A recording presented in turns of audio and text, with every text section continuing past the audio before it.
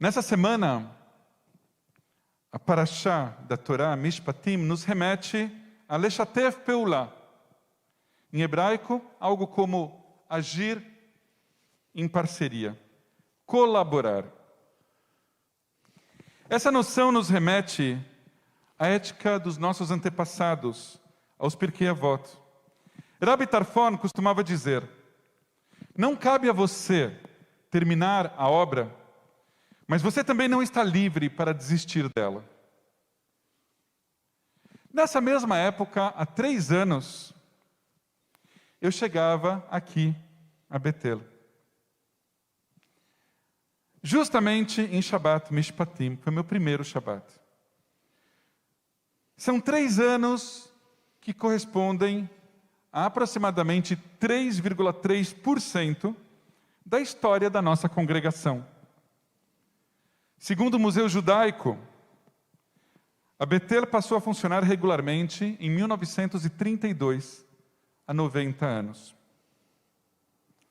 Neste mesmo ano, 1932, nas eleições presidenciais na Alemanha, Paul von Hindenburg, comandante do exército imperial alemão na Primeira Guerra Mundial, foi reeleito presidente, depois de 7 anos no poder, mas agora ameaçado pelo crescimento do partido nazista.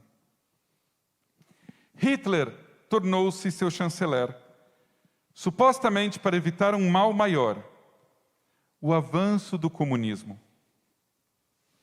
O candidato à presidência, aliás, pelo Partido Comunista, Ernst Thälmann, foi morto de propósito 12 anos depois, em 1944. Ele havia sido enviado para o campo de concentração de Buchenwald.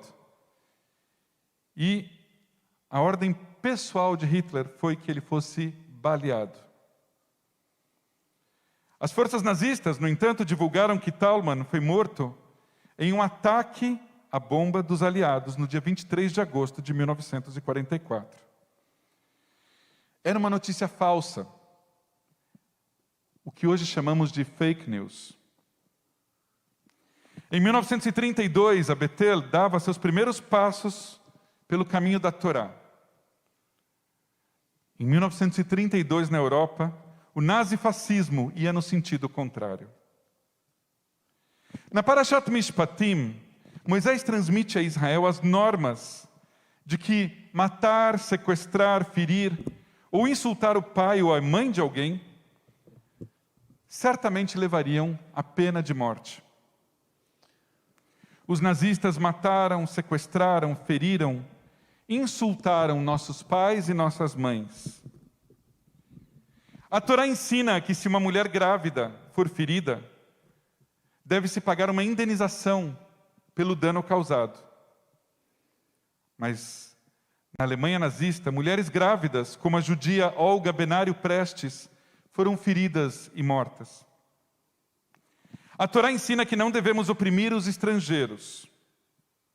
O nazismo via judeus, ciganos, homossexuais, negros e pessoas com deficiência como não arianos, ou seja, como estrangeiros, e por isso foram condenados à morte. A Torá nos ordena cuidar das viúvas e dos órfãos. O nazismo se especializou em gerar viúvas e órfãos para depois matá-los. A Torá ensina que é proibido espalhar falsos rumores.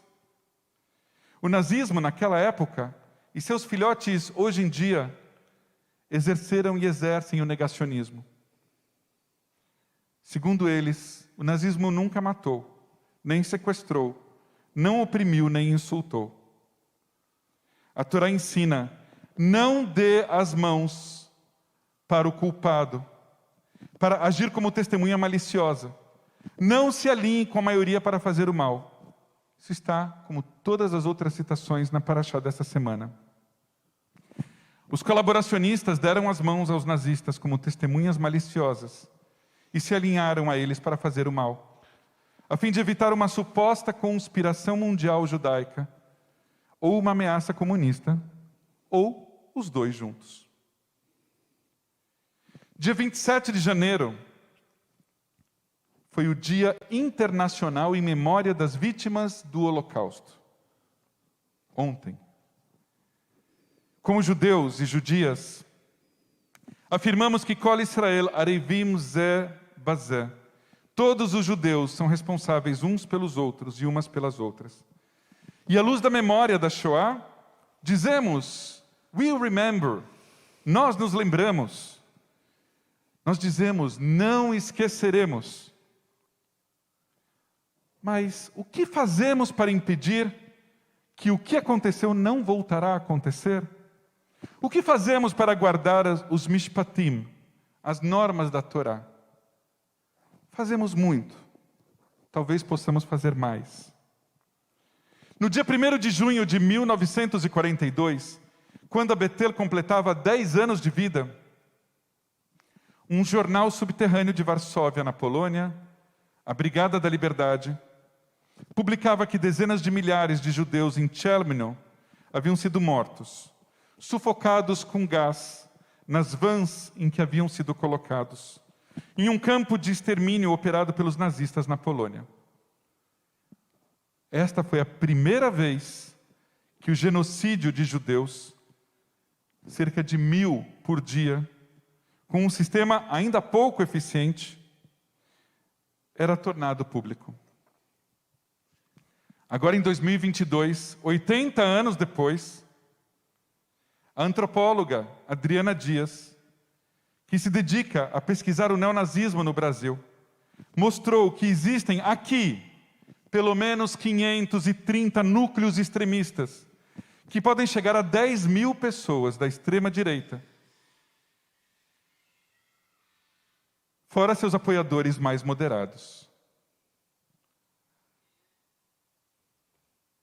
Um crescimento de 270% de janeiro de 2019 a maio de 2021. E eu me pergunto, e de maio de 2021 até hoje, quantos núcleos neonazistas já surgiram?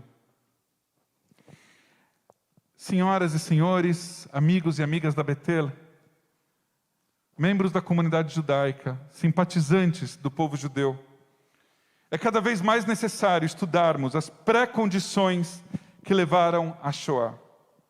Não só para lembrarmos e ensinarmos, mas para Neshatev Peulah, para agirmos em conjunto, entre nós, judeus, e com as demais minorias oprimidas e mortas pelos nazistas. Pessoas com deficiência, negros, homossexuais, ciganos e outros. A fim de bloquearmos os projetos de fascismo, neonazismo e congêneres em nossos dias. Seremos capazes de fazer o que as gerações anteriores não conseguiram? Não sei. Mas como dizem os nossos sábios, se não cabe a você terminar a obra, você também não está livre para desistir dela. E esta é a Torá desta semana. Como disse o nosso povo, o povo judeu no passado, devemos dizer hoje, Naaseh venishma, faremos e ouviremos.